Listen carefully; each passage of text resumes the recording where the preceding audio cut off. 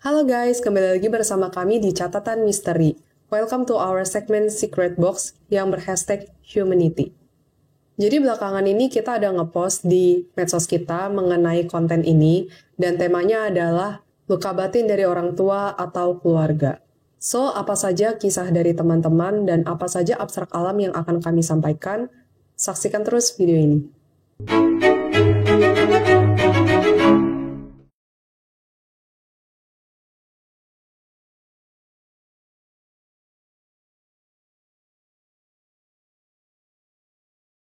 Oke, kita mulai dari cerita pertama ya. Halo Kak Aileen, aku mau sharing cerita keluargaku. Jadi keluargaku itu menurutku, ayahku itu orangnya selalu pengen merasa benar. Selalu dikit-dikit nyalahin mama kalau ada yang gak benar. Dulu jarang bantuin mama, selalu cerita-cerita ke orang tentang pencapaian yang gak penting omongannya gede. Orangnya keras kepala, gak mau mengakui kesalahannya bertahun-tahun. Mamaku kerja sendiri mulai dari bayar kos, bayar sekolah, uang saku, beli motorku, dan lain-lain semuanya dari mama. Ayah menganggap rezeki mama itu rezeki keluarga juga harus disyukuri. Hal ini membuat aku was-was masalah percintaan, takut ketemu orang kayak ayahku. Sebenarnya aku pengen jadi orang yang baik, tapi selalu marah-marah ke keluarga. Kenapa begini keadaannya? Pengalaman kakak sebenarnya pengalaman yang gak mudah untuk dilupakan karena aku memang merasakan ada trauma batin melalui cerita yang kakak sharing di sini. Untuk kakaknya, jangan pernah membenci ayahmu. Karena dengan kamu membenci seseorang, sebenarnya kamu menyakiti dirimu sendiri. Yang terluka adalah kamu. Ayahmu tidak akan peduli dengan apapun itu, tindakanmu bukan. Biarlah ayahmu itu bertanggung jawab dengan tindakannya sendiri di hadapan Tuhan. Tetapi kakaknya bertanggung jawab dengan tindakan kakak.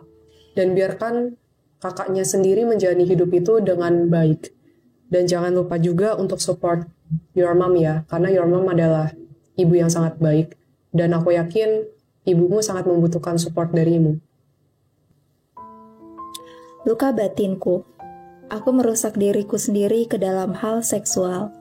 Sekarang aku sedang menyesali semua perbuatanku.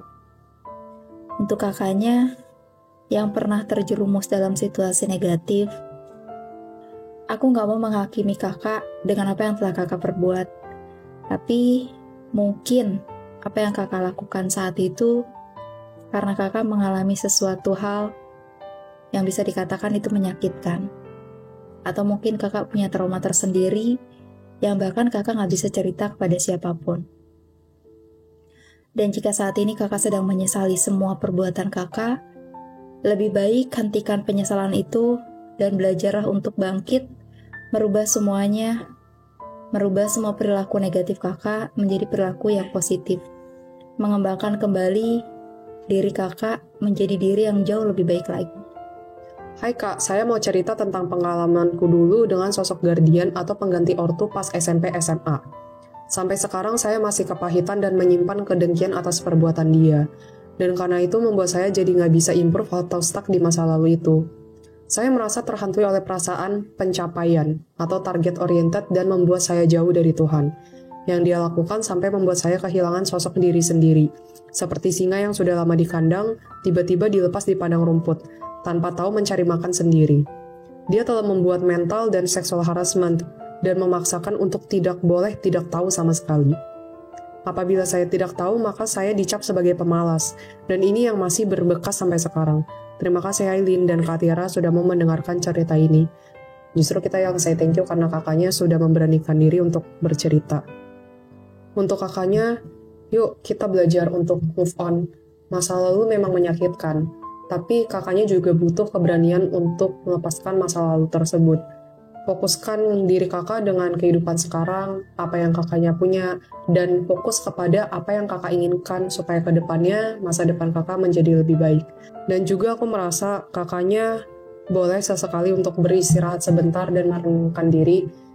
Jangan terlalu berfokus pada pencapaian. Fokuskan dan pusatkan dirimu pada penyembuhan terlebih dahulu. Supaya hatimu lebih tenang dan kedepannya bisa menjalani hidup lebih baik. Itu sih abstrak yang aku dapatkan. Kakaknya bisa kok untuk sembuh dari trauma-trauma masa lalu. Halo catatan misteri, mau sharing juga. Pernah dikatain papa pendek gendut pas lagi makan. Terkadang sesuatu hal yang orang lain anggap bercanda, ternyata itu tanpa disadari menyakiti hati kita. So, untuk kakaknya, anggap saja itu gurauan kasih sayang seorang papa kepada kakak.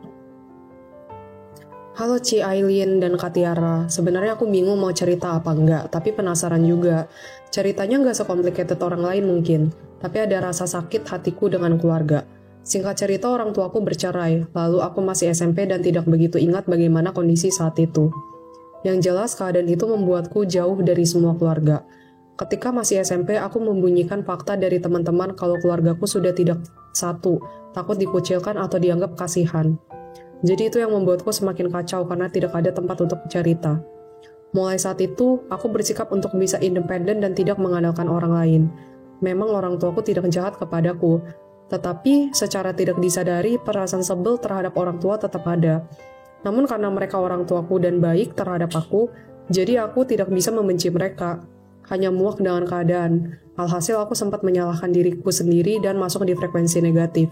Sedih yang berlarut-larut, setiap ibadah menangis. Makanya jangan merasa sedih dan menyalahkan diri. Semua itu terjadi bukan karena kesalahan kakak, tetapi karena pilihan orang tua kakak, bukan. Mungkin saat itu orang tua kakak memang mengalami ujian atau tidak mengalami masalah-masalah yang sebenarnya kakak sendiri mungkin belum ketahui. Tetapi jangan terlalu berlarut-larut terus, karena masa lalu hanyalah masa lalu. Sekarang kakaknya yang mengontrol masa depan. Dan biarlah masa lalu orang tua itu menjadi tanggung jawab mereka, tetapi kehidupan kakak yang sekarang adalah tanggung jawab kakak itu sendiri. Dan jangan lupa sertai Tuhan dalam hidup kakak. Kakak bisa kok keluar dari frekuensi negatif itu, tetapi pertanyaannya apakah kakak mau dan kakak berani untuk keluar dari situasi tersebut. Hai Aileen, hai Tiara, aku mau share sedikit ya soal orang tua aku.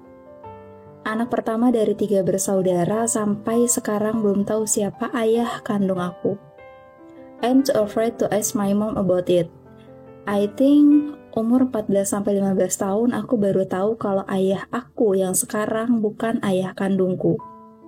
Tapi ayah aku ini sangat luar biasa baik dan sayang sama aku.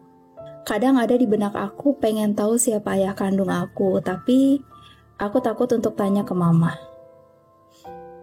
So I stay waiting until my mom brave enough to tell me the truth or. Terima kasih buat kalian dan sukses terus ya. Mungkin ada baiknya sekarang di usia kakak yang sudah tidak lagi kecil dan beranjak dewasa, mencoba memberanikan diri siapa sebenarnya ayah kakak dan di mana ia. Apapun jawaban dari pertanyaan yang kakak lontarkan ke mama, aku harap itu bisa menjadi penenang kakak dan kelak jika kakak tahu bagaimana kondisi ayah kandung kakak, aku harap kakak tidak membenci akan hal itu. Tapi kakak juga jangan pernah lupa bersyukur karena kakak mendapatkan sosok ayah sambung yang luar biasa baik dan sayang sama kakak. Selebihnya, biar pasrahkan saja kepada Tuhan, biarkan Tuhan membantu menjawab semua pertanyaan-pertanyaan dan kegelisahan hati kakak. Mau banget kak cerita luka batin, tapi bingung gimana ya mulainya. Kakaknya boleh coba mulai cerita kok dari apapun itu yang ingin kakaknya ceritakan. Next time kalau ada segmen Secret Box ini, kakaknya jangan lupa untuk cerita ya. Next ke cerita berikutnya ya. Aku tidak tahu apa ini luka batin atau tidak, tetapi dari kecil aku terbiasa tidak mengerjakan pekerjaan rumah, seperti menyuci atau memasak. Tetapi sejak SMP, orang tuaku pernah bilang, harus bisa menyuci, memasak biar kalau nikah nanti suami nggak jajan di luar. Terus sejak kuliah S1, ada bibiku yang bilang harus langsingkan badan biar dapat jodoh. By the way, di SMA berat badanku 45 kilo, tapi sejak lulus kuliah S1, setahun setelah lulus SMA, berat badan aku jadi 65 atau 70 gitu. Terus sekarang di umur 31, aku lebih suka ngobrol sendiri gitu dan selalu di kamar. Entah kenapa kalau diskusi dengan orang tua selalu bawaannya mau nangis dan kesel, tidak menemukan titik temu. Dan karena gemuk, kakakku pernah memanggil aku dengan sebutan gajah duduk. Terkadang tiba-tiba aku pengen nangis dan emosi. Sekilas terbesit untuk mengakhiri hidup atau melukai sesuatu. Tetapi beberapa menit kemudian kembali tenang. Apakah soul dan hati ini bisa selalu tenang dan melepas masa lalu yang kelam? Apakah soul dan hatiku bisa menjadi lebih bijak dan tidak dihantui masa lalu lagi? Jawabannya yes. Setiap orang punya masa lalu yang sebenarnya pahit juga. Tetapi ada orang yang memilih untuk move on dan mengikhlaskan apapun itu yang terjadi dalam hidupnya. Dan ada juga yang memilih untuk terus-menerus memikirkan masa lalu yang ada. Sekarang balik lagi ke pilihan kakaknya. Apakah kakaknya mau meninggalkan masa lalu kakak atau tidak? Dan satu hal lagi untuk kakaknya, percayalah pada diri kakak sendiri. Dan jangan mendengarkan apapun itu komentar negatif dari orang lain. Karena kita sudah dibekali oleh Tuhan itu logika yang sangat amat luar biasa. Dan logika ini bisa memfilter apapun itu komentar-komentar, omongan orang lain, ataupun informasi-informasi yang ada. Mereka tidak bisa dikontrol untuk tidak berbuat hal-hal yang tidak baik ataupun berkata-kata yang kasar. Tetapi kakaknya mempunyai pilihan untuk mengkontrol diri kakak sendiri untuk tidak mendengarkan apapun itu komentar-komentar yang negatif. Tetap fokus pada diri kakak sendiri dan jangan lupa mengasihi diri sendiri. Ketika kita bisa mengasihi diri sendiri, disitulah kita mulai belajar untuk menghargai dan mengasihi yang lainnya juga. Halo Camis, aku suka dengan video YouTube kalian. Oh ya, berikan kata selamat dong sama aku yang lagi ultah di tanggal 1 September saat kalian syuting. Hai kamu, selamat ulang tahun untuk kamu yang saat ini sudah beranjak dewasa atau menambah 1 tahun usiamu. Semoga doa yang terbaik untuk kamu dan yang pastinya Tuhan selalu merestui dan meridhoi kamu serta melindungi kamu dimanapun kamu berada. Ayah, untuk soal keluarga, aku ingin cerita kalau aku punya ayah yang punya kakak dan adik. Ialah tanteku. Perjalanan hidup mereka nggak mudah dengan kakekku, yang akhirnya terbentuk ayahku yang narsistik dan temperamen. Di saat aku kecil, hal yang kuingat kesedihan tentang orang tuaku yang sangat mempengaruhiku sampai sekarang ini.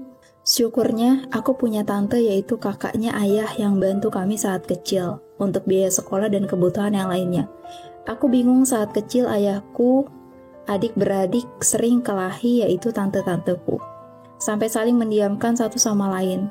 Dan ayahku juga tante-tanteku cukup terobsesi dengan harta dan validasi dari orang lain.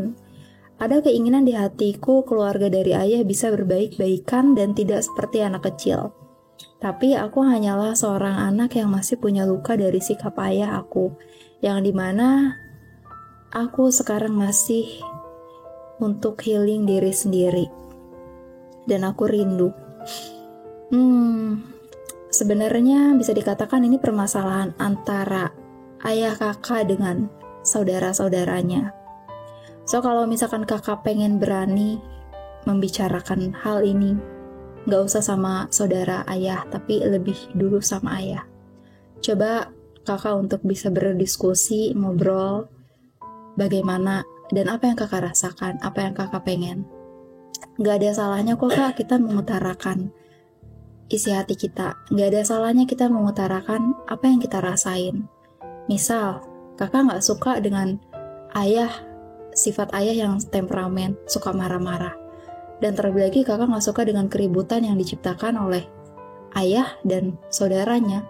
Setidaknya kakak bisa ngasih tahu bahwa mereka itu bersaudara dan mereka gak harus mempedulikan apa yang orang lain katakan. Karena orang lain gak memberi mereka kehidupan dan orang lain gak memberi mereka makan. Tapi untuk kakaknya, apapun kondisi kakaknya saat ini, tetap kuatkan mental dan batin kakak. Jangan sampai kakak mengalami tekanan batin, tekanan mental, apalagi sampai bikin hidup kakak down. Semangat terus ya. Selamat malam Kak Aileen dan Kak Tiara. Aku mau curhat sedikit pengalamanku semasa aku anak-anak sampai beranjak dewasa. Dulu semasa kecil aku sering disalahin dan juga pernah dipukul oleh keluargaku sampai aku menjadi orang introvert seperti ini. Entah ini dari lahir atau akibat dari keluargaku, aku sampai sekarang gak berani cerita masalah pribadi diriku sendiri. Aku juga masih bingung Kak, karena sifatku yang sangat pendiam ini dulu saat SD kelas 1 sampai kelas 3 SD, aku sama sekali gak pernah ngeluarin sepatah kata pun. Saat ditanya, aku cuman mengangguk dan menggelengkan kepala, sampai orang tuaku bingung dengan sifatku yang sangat pendiam. Bahkan aku sampai luka batin semasa kecilku dulu. sampai makan jengger ayam yang dibakar untuk merubah sifat pendiamku, namun aku merasa itu mustahil. Dan aku dilecehkan oleh laki-laki di kampungku. Dan itu pun aku nggak pernah cerita sama sekali kepada kedua orang tuaku, bahkan keluargaku, karena aku takut. Sekarang aku mulai berdamai dengan diri sendiri. Oke. Untuk kakaknya, nggak ada salahnya kok menjadi seseorang yang introvert. Terkadang menjadi orang yang introvert itu bukan berarti orang yang buruk. Kita nggak bisa memaksakan diri kita menjadi orang lain. Tetapi kalau misalnya ada sesuatu hal, ada baiknya kadang kakak mulai mencoba untuk bercerita kepada orang lain. Mungkin kakaknya punya trauma karena dulu diperlakukan seperti itu. Dan aku rasa itu pasti ada sedikit kaitannya karena masa lalu kakak yang mengalami kekerasan dari orang tua. Tetapi tidak ada salahnya ketika kakak ingin mengungkapkan apa yang kakak rasakan kepada orang lain. Itu menjadi sesuatu hal yang positif dan mungkin orang lain mulai bisa mengerti kakak perlahan-lahan. Tapi I feel so happy ketika kakaknya sudah bisa berdamai dengan diri sendiri. I feel proud for you. Next guys, izin bercerita singkat. Saya anak broken home dari hasil hubungan di luar nikah. Orang tua saya bercerai saat saya umur 2 tahun. Dahulu saya punya luka dalam terhadap ibu saya yang saya selalu merasa kalau saya itu adalah anak yang tidak diharapkan dan feeling abandoned. Karena perlakuannya memang yang saya rasakan seperti itu. Dan saya juga tidak punya perasaan terkoneksi dengan ibu saya. Tetapi seiring berjalannya waktu, khususnya ketika merantau ke luar negeri dengan izin Tuhan, saya bisa merasakan terlepas dari segala luka batin saya. Saya dapat memanfaatkan yang ingin saya tanyakan. Saya masih bisa selalu merasa iba, sedih dan kasihan ketika melihat anak kecil tersakiti atau melihat anak panti asuhan dan lain-lain. Apakah saya masih belum sembuh dari trauma saya, atau itu memang gift dari Tuhan sebetulnya? Kalau menurut aku, mungkin itu adalah sisi sensitif kakak karena kakak pernah merasakan posisi seperti itu. Ketika dimana kakak diperlakukan tidak baik oleh ibu kandung kakak sendiri, dan bahkan kakak berpikir bahwa kakak itu sangat tidak diharapkan oleh orang tua kakak. Jadi perasaan itu, perasaan iba akan muncul ketika kita mempunyai hati yang sensitif, kita mempunyai hati yang tulus. Mungkin itu adalah salah satu gift dari Tuhan, di mana kakak dikasih kelebihan, yaitu ketulusan hati kakak ketika kakak melihat anak kecil yang tersakiti. Karena kakak pernah ada di posisi itu. So, aku berharap dengan kondisi ini, kakak terus tetap kuat dan jangan pernah hilangkan semua perasaan tulus kakak itu. Dan ketika kakak iba karena melihat anak-anak yang terluka, semoga kakak bisa membantu untuk bisa memberikan senyuman kepada mereka, anak-anak yang memang penuh luka, sama seperti yang kakak alami dulu. Semangat ya kak. Aku ngerasa punya hutang atau duit sama orang yang sudah meninggal. Apakah sudah terlambat untuk membayarnya? Adakah cara agar aku dapat melunasi hutang tersebut, Ci Aileen? Jujur itu jadi beban hati aku banget. Thanks, C. Sebenarnya ini topiknya nggak terlalu berhubungan dengan luka batin keluarga ya, tapi karena pertanyaannya bagus, mungkin aku akan menjawabnya. Mungkin kakaknya boleh mencari keluarga dari orang yang sudah meninggal tersebut dan memberikan sejumlah uang atau apapun itu yang bisa kakak bayarkan lewat barang atau apapun yang kakak punya kepada mereka secara tulus. Dan jangan lupa untuk say sorry juga. Kalau memang kakaknya tidak bisa menemukan pihak keluarga, mungkin kakaknya boleh untuk melakukan kebaikan untuk sesama dan meminta maaf kepada Tuhan. Dan biarlah Tuhan itu menjadi wakil untuk kakaknya. Halo Aileen dan Kak Tiara, jadi aku mau cerita perihal luka batin aku sebagai anak bungsu. Jadi, aku kan sekarang tinggal berdua ya sama ibu aku. Nah, karena aku satu-satunya anak yang belum menikah, jadi akulah yang sekalian biayain hidup ibu aku juga. Aku sebenarnya nggak masalah untuk itu. Tapi aku tuh ngerasa ibu dan saudara-saudara aku itu terlalu banyak nuntut aku ini dan itu. Mereka seperti tidak memahami gimana perasaan aku dan menghargai apa yang udah aku lakukan selama ini. Untuk kakaknya, karena kisah kakak ini lumayan panjang, Dan aku cuma bisa bantu jawab sedikit, mungkin bisa jadi penenang atau mungkin bisa menjadi solusi untuk kakak. Untuk masalah pekerjaan, pernikahan, dan lain-lain, itu bisa nanti seiring berjalan waktu aja ya kak. Untuk saat ini kakak fokus di diri kakak dan ibu kakak aja. Sebenarnya anak bungsu, anak pertama, ataupun anak tengah itu tidak ada yang salah. Terkadang ada juga kok anak pertama yang memang harus menjadi tulang punggung atau membiayai ibu, dan bahkan adik-adiknya ada juga. Mungkin yang kakak rasakan saat ini kepedihan dimana ketika kakak sudah berusaha sebaik mungkin dan semaksimal mungkin, tetapi masih belum juga dihargai oleh ibu kakak sendiri. Saran aku ya kak, lagi-lagi aku cuma bisa kasih saran, jangan pernah takut untuk mengutarakan apa yang kakak rasakan. Gak ada salahnya kok kakak ngobrol sama ibu, apalagi kan sekarang kan kakak cuma tinggal berdua sama ibu ya. Harusnya bisa punya waktu lebih banyak sama ibu. Misalkan di saat kakak pulang kerja, bisa kok ngobrol sama ibu, bu, aku mau ngobrol yuk sebentar. Jadi aku begini. Jadi kakak bisa share ke ibu gimana caranya kakak menjadikan sosok ibu tuh bukan cuma jadi sosok ibu aja, gimana caranya kakak bisa menjadikan sosok ibu juga sebagai sahabat kakak, teman kakak gitu loh. Jadi seseorang yang memang bisa diajak ngobrol.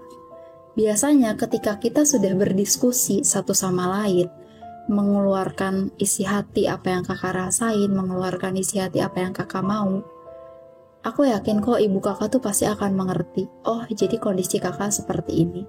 Kondisi anak saya begini, kondisi anak saya harus begini.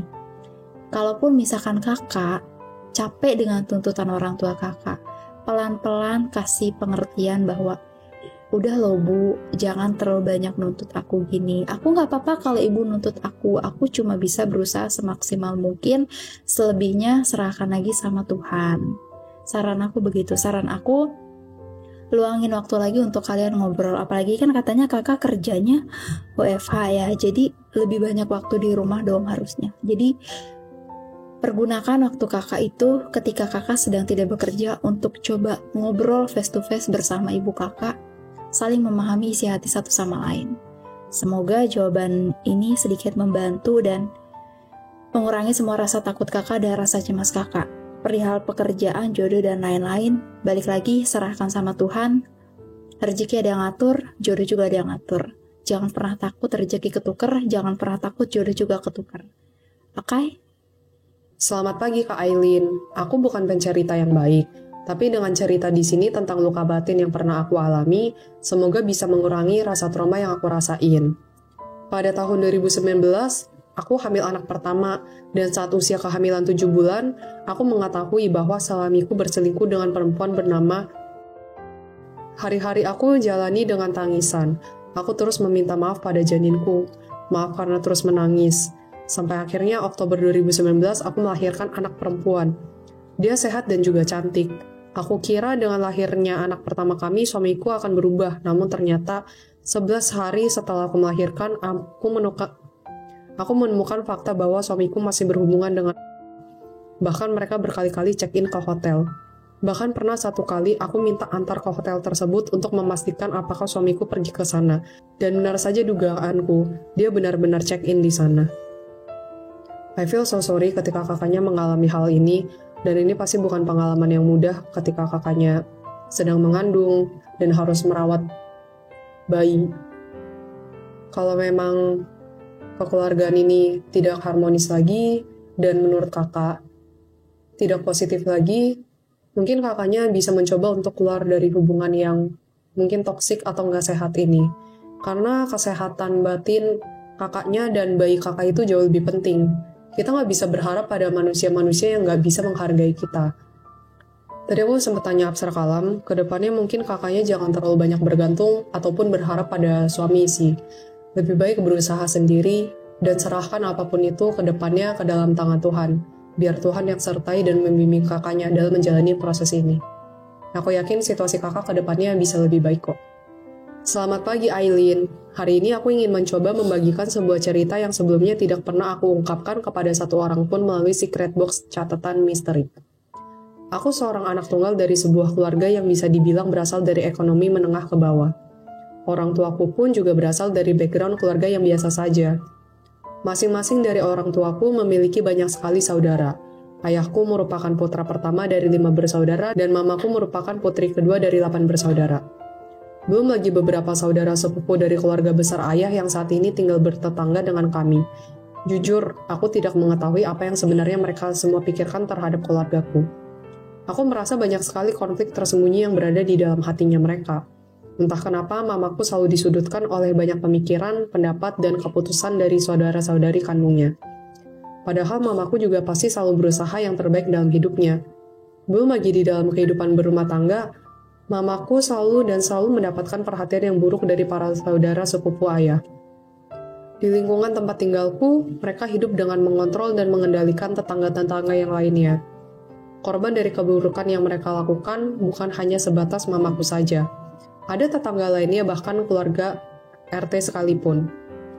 Mereka bertindak demikian salah satunya untuk mendapatkan apa yang mereka inginkan. Dan salah satu contoh kasusnya yang paling besar adalah penyelewengan program dana bantuan sosial dari pemerintah.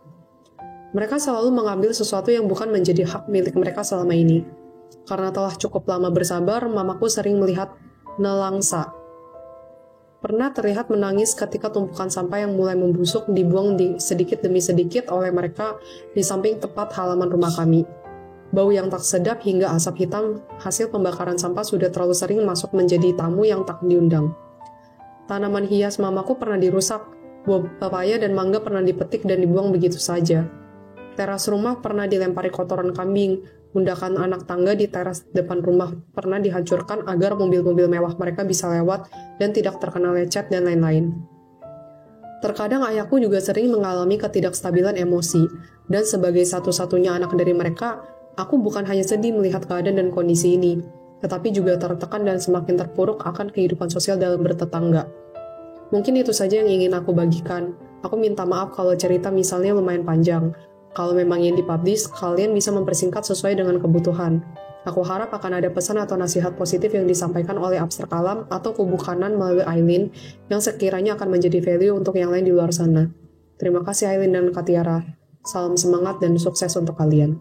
Thank you juga untuk kakaknya, and thank you udah bercerita karena aku yakin ini bukan pengalaman yang mudah yang kakaknya alami. Kalau mereka terus-menerus melakukan tindakan yang negatif, aku menyarankan kakaknya untuk mengambil jalur hukum atau tidak memanggil pihak security sekitar. Karena ini merupakan tindakan-tindakan yang sudah melanggar norma masyarakat yang ada dan menurut aku ini sudah jatuhnya teror dan benar-benar tindakan yang sangat amat destruktif. Atau tidak, pilihan lainnya adalah pindah dari tempat itu karena mereka tidak bisa diubah sampai kapanpun aku yakin. Dan aku rasa serahkan masalah ini ke Tuhan, biar Tuhan yang ikut campur dan ikut bekerja di dalam mereka. Aku yakin Tuhan gak akan tinggal diam kok melihat tindakan-tindakan negatif mereka yang seperti ini. Apalagi tindakan negatif ini sudah sangat amat merusak dan mengganggu kehidupan orang. Biar Tuhan yang bekerja dan biar Tuhan yang menegur mereka. Mau cerita kak, aku sayang banget sama mama aku. Tapi gak tahu kenapa, rasa sakit hati aku belum bisa hilang sampai sekarang. Aku sempat dilecehkan oleh bapak sambung aku. Mama tahu, tapi aku dilarang buat cerita atau ngadu ke siapa-siapa. Katanya malu. Semenjak itu aku ngerasa kecewa dan gak bisa lupain sakit hati aku yang dulu. Walaupun sekarang mama sudah berpisah sama bapak sambung aku.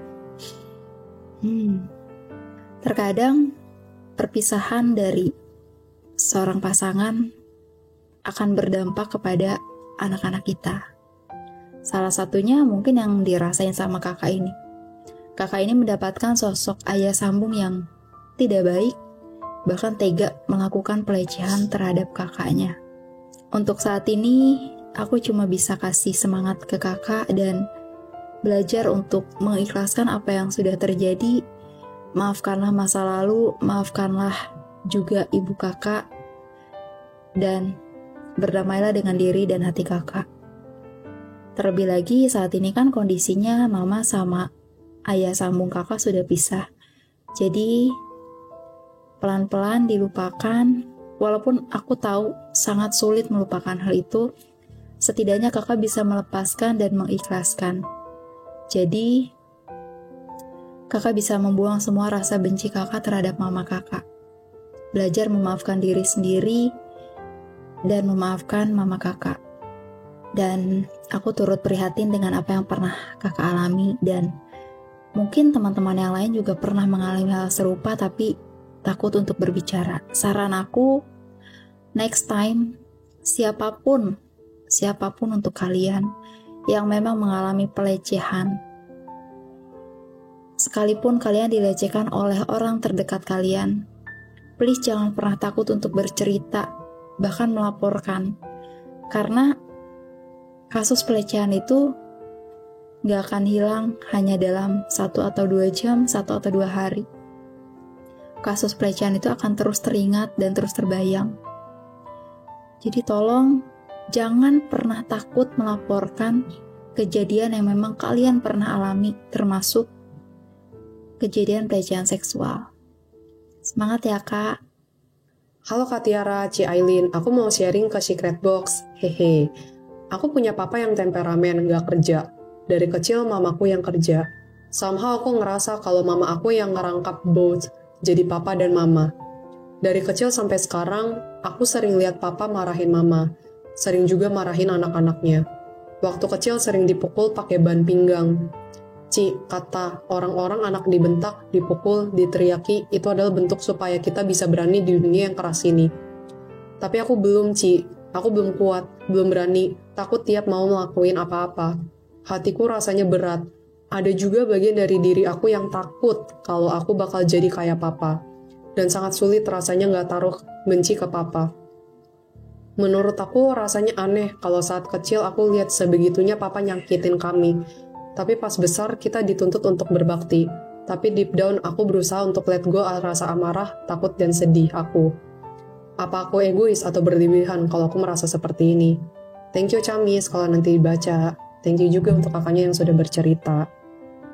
Oke, aku nggak bisa membenarkan tindakan orang tua yang membentak, memukul, dan meneriaki, apalagi melakukan tindakan-tindakan kekerasan verbal atau enggak kekerasan fisik kepada anak. Karena itu dampaknya, bahkan di penelitian di luar pun, psikologi juga mengatakan bahwa itu akan memberikan dampak yang sangat amat besar kepada seorang anak. Itu akan memberikan trauma kepada sang anak, dan aku rasa trauma inilah yang dialami oleh kakaknya. Kalau kakaknya sudah bisa mandiri, aku rasa kakaknya boleh keluar dari situasi ini, mungkin tinggal sendiri, ngekos, atau apapun itu, kerja di luar kota. Yang penting kakaknya sudah sadar ini negatif dan mencoba untuk keluar dari situasi ini. Jangan biarkan diri kakak disakiti terus-menerus oleh pihak keluarga yang sangat amat toksik. Banyak di luar sana orang yang mengatakan bahwa anak itu durhaka. Tetapi banyak orang juga yang gak sadar, sebenarnya banyak juga orang tua yang durhaka. Mereka bisa menganggap bahwa sebagai seorang tua mereka bisa mendapatkan hak mereka sepenuhnya, tetapi sebenarnya menjajah. Dan tidak memberikan apapun itu yang positif kepada anaknya. Untuk teman-teman di luar sana, dan ini sebagai pengingat diri aku juga, jika suatu saat menjadi orang tua, jangan sampai perlakukan anak itu seperti barang. Anak itu adalah titipan dari Tuhan, dan mereka sangat amat berharga. Mereka layak disayangi, mereka layak untuk dikasihi, mereka layak untuk dilindungi juga. Dan satu pesan lagi untuk kakaknya, jangan takut untuk menjadi seperti papa. Ketika kakaknya sadar sepenuhnya ini adalah hal-hal yang negatif, aku yakin dan percaya kakaknya tidak akan mengikuti langkah papa. Dan seperti saranku tadi juga, jangan pernah membenci siapapun. Karena sebenarnya yang terlukai adalah diri sendiri, bukan orang lain. Ketika kita membenci orang lain, sebenarnya kita meracuni hati kita sendiri. Kita selalu membawa energi-energi negatif itu ke dalam hati kita. Dan itu pasti akan berdampak kepada diri kita sendiri dan juga output ke orang lain. Ketika kita sudah belajar untuk berdamai dengan situasi yang ada, sudah bisa belajar untuk ikhlas dan menerima situasi walaupun memang tidak akan seperti yang kita inginkan, itu akan menjadi lebih baik. Karena kakaknya sudah mencoba untuk menyelesaikan masalah-masalah pribadi yang ada dalam diri kakak, dan kakaknya sudah mencoba untuk memulai membuka lembaran baru untuk hidup kakak itu sendiri. Oke, kita move on ke cerita berikutnya. Aku mau cerita tentang luka batin aku yang disebabkan orang tua. Sebelumnya mohon maaf jika tata bahasa aku berantakan. Aku tidak pandai menjelaskan dengan kata-kata. Kami termasuk keluarga yang kurang mampu. Ibu dan ayahku sering bertengkar baik secara lisan dan fisik perkara ekonomi. Ibuku pun bersikap physical abuse kepadaku. Dulu di usiaku 10 tahun, aku disuruh ibuku mencari hutang ke sana-sini ke tetangga. Aku pernah dibentak tetangga karena ibuku telat membayar. Aku trauma berhutang. Aku pernah dipukuli dan diludahi di muka perkara aku tidak menuruti apa mau ibuku. Singkatnya, akhirnya ibuku menjadi TKW ke luar negeri dan lost contact selama 13 tahun. Aku tinggal bersama ayahku. Ayahku beberapa kali nikah dan cerai. Ayahku tipe yang membesarkan anak hanya dengan memberikan makan, tidak memberikan yang lainnya.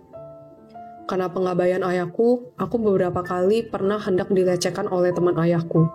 Beliau tahu setiap malam ayahku tidak pernah di rumah. Apakah kakaknya masih tinggal bersama dengan ayah kakak? Aku rasa sudah saatnya kakak keluar dari situasi ini dan jangan biarkan diri kakak untuk terus-menerus ada di situasi ini. Bertanggung jawab dengan orang tua, yes, kita tetap harus bertanggung jawab.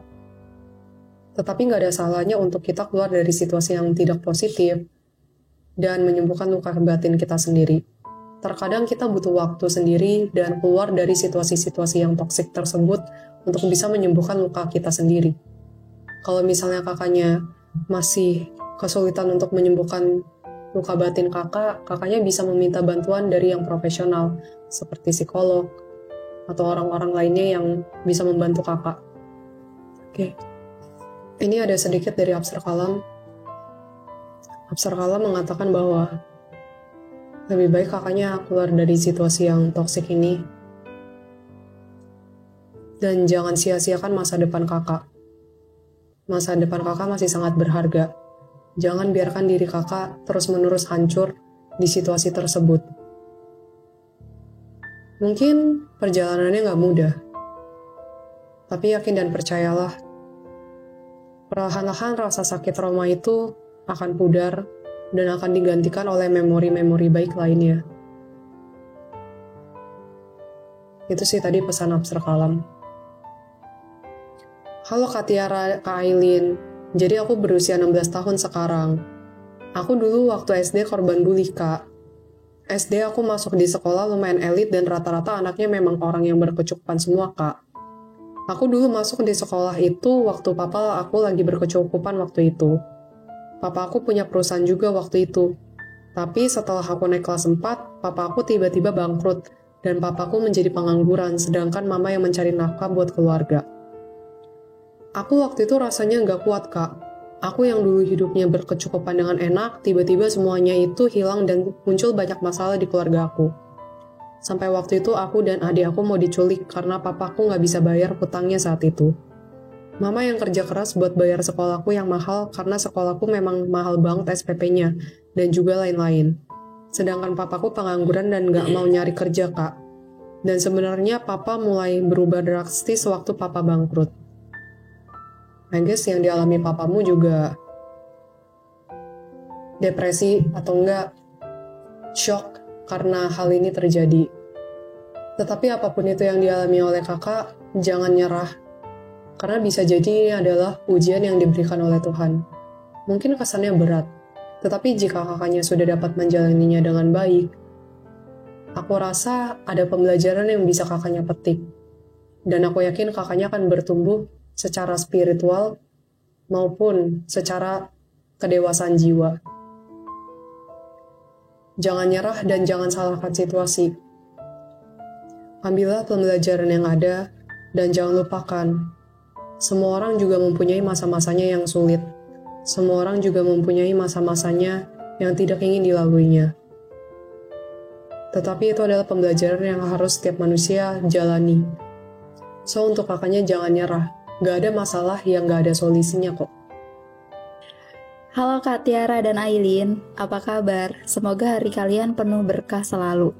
Aku mohon izin untuk ikut bercerita ya. Aku terlahir di keluarga besar yang riuh. Jadi, aku dibesarkan oleh orang tua angkat yang sangat luar biasa baik dan penuh cinta serta kasih sayang. Awalnya aku tidak tahu kalau aku anak angkat sampai pernah mengupik pembicaraan salah satu keluarga dari pihak bapak yang bilang aku anak pungut. Aku bertanya ke ibuku tapi dijawab itu tidak benar. Karena penasaran aku coba mencari tahu sendiri ala-ala detektif. Dan akhirnya aku menemukan foto yang terdapat keterangan bulan dan tahun yang kemudian aku cek di situ ibuku tidak sedang hamil. Makanya aku pun makin yakin kalau aku memang bukan anak kandung mereka. Tapi aku lupa apakah ada pembicaraan lanjut ke ibuku atau tidak sejak kejadian foto tersebut. Sampai akhirnya aku beranjak 18 tahun. Bapak aku meninggal dunia. Hancur rasanya hati ini ditinggal orang yang disayang. Dan ibuku kondisinya lebih parah lagi. Ia bahkan lebih hancur daripada aku.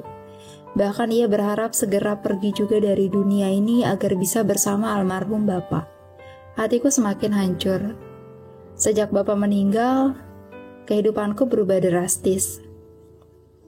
Keluarga ibuku banyak yang mau mengatur hidup ibuku.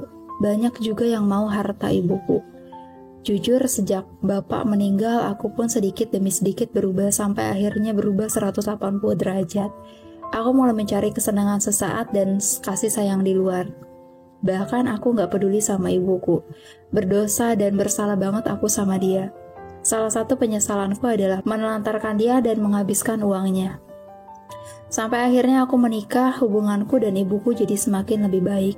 Apalagi ditambah aku punya anak. Ibuku semakin senang sampai ada momen ibu sakit dan dia akhirnya cerita siapa ibu kandungku.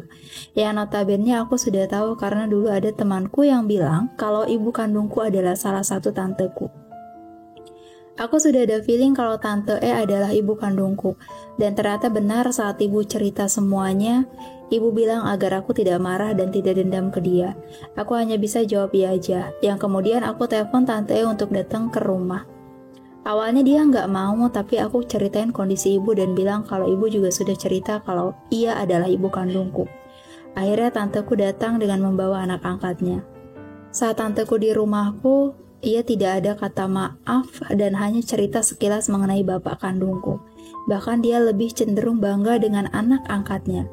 Jujur aku sebel dan marah. Sampai sekarang, aku merasa bersyukur karena dibesarkan oleh orang tuaku yang memang mereka orang tua angkat, tapi buatku mereka melebihi orang tua kandungku.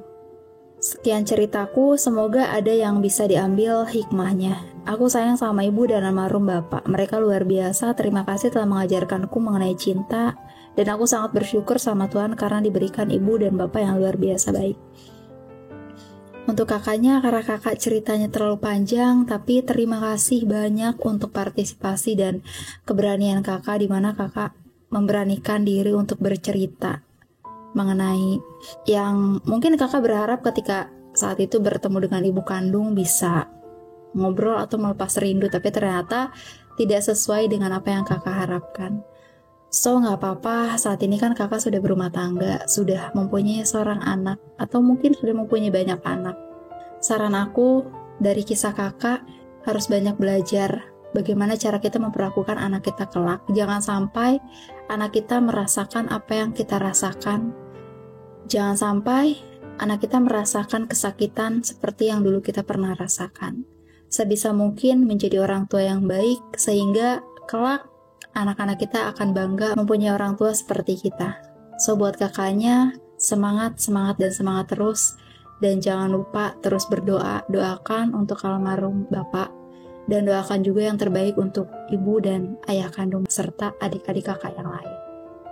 Dan terima kasih untuk teman-teman yang udah memberanikan diri dan mengirim semua kisah kalian. Kisah kalian menarik.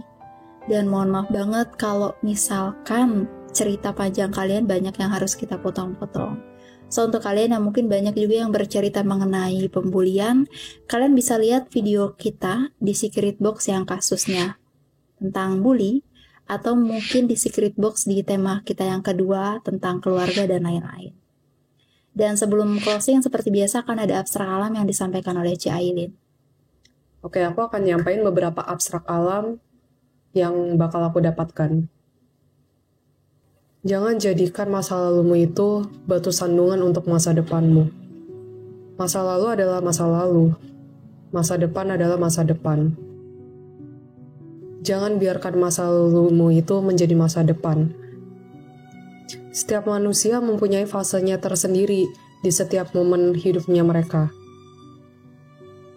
Jangan biarkan dirimu sendiri terhambat karena kamu terus-menerus fokus pada masa lalumu. Terkadang manusia itu sendiri yang tidak mau dan takut untuk melepaskan apa yang sudah terjadi di masa lalu. Mereka takut kehilangan. Mereka takut akan kedepannya seperti apa.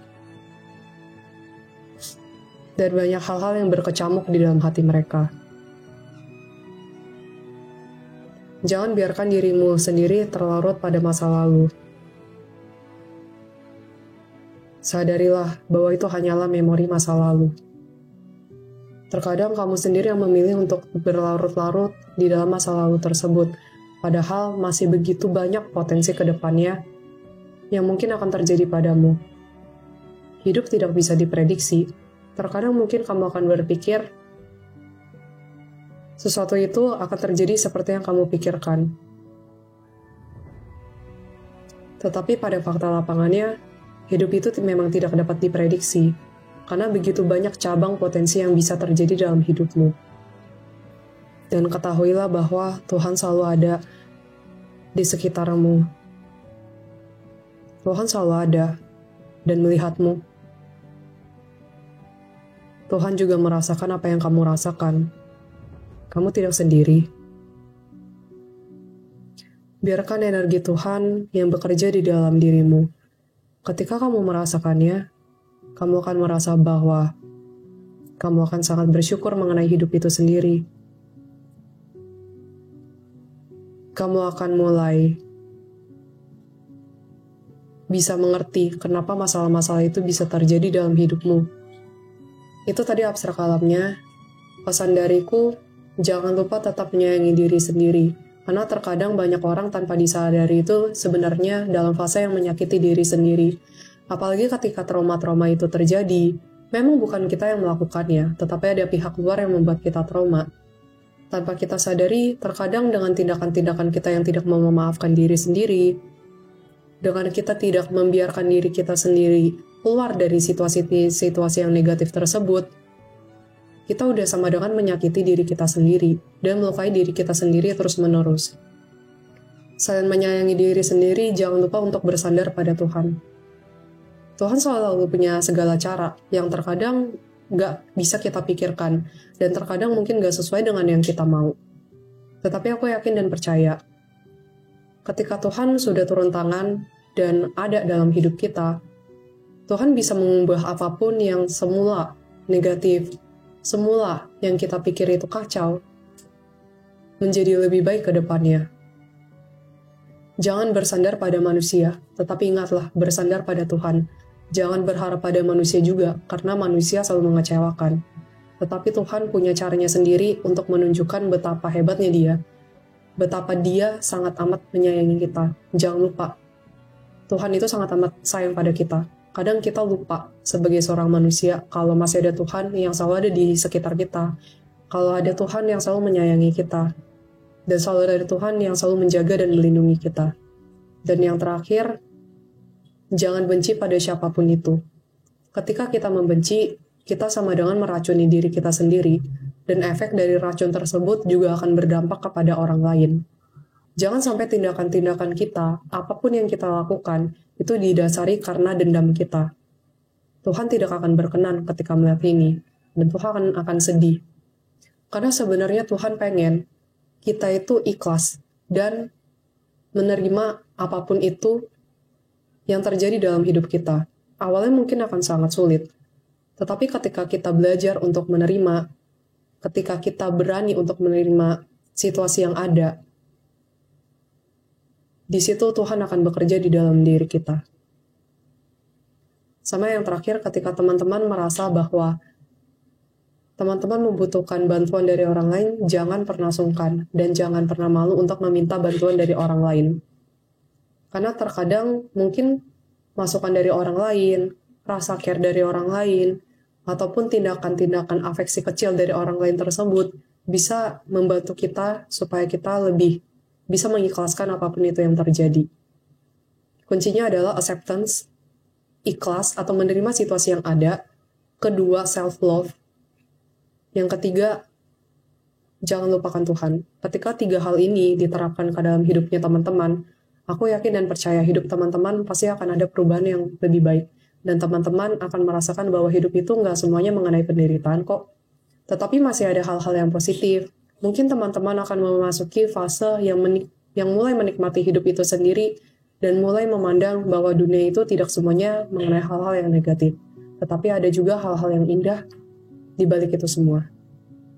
Thank you so much bagi teman-teman yang udah cerita. I really appreciate dan senang actually ketika teman-teman cerita. Aku harap ke depannya banyak teman-teman yang lainnya juga yang mungkin sulit menceritakan masalah-masalah pribadi yang ada, bisa menceritakannya di segmen Secret Box ini. Supaya kita sama-sama belajar, supaya kita sama-sama bertumbuh, dan supaya teman-teman bisa lebih legowo setelah bercerita. Terkadang manusia itu butuh tempat untuk cerita, karena kita ingin mengungkapkan apa yang kita inginkan, ataupun apa yang kita rasakan. Dan itu dia guys, segmen Secret Box hari ini. Terima kasih telah menyaksikan videonya sampai akhir. Semoga banyak sisi positif yang bisa kalian petik dan buang semua sisi negatifnya. Dan semangat terus untuk kalian, jangan pernah menyerah, pasrahkan semua kehidupan kalian kepada Tuhan.